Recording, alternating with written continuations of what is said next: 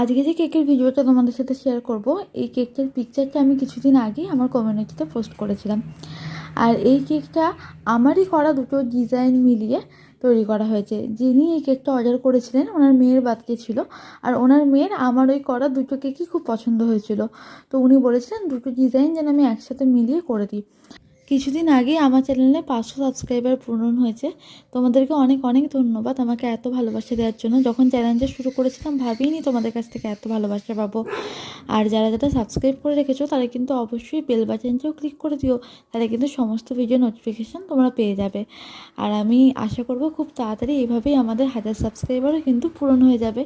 তোমাদের কাছে আরও একটা অনুরোধ, তোমরা কিন্তু ভিডিওগুলো দেখে অবশ্যই কমেন্ট করে জানিও যে তোমাদের কেমন লাগছে। তোমাদের মিষ্টি মিষ্টি কমেন্টগুলো পড়তে কিন্তু আমার খুবই ভালো লাগবে।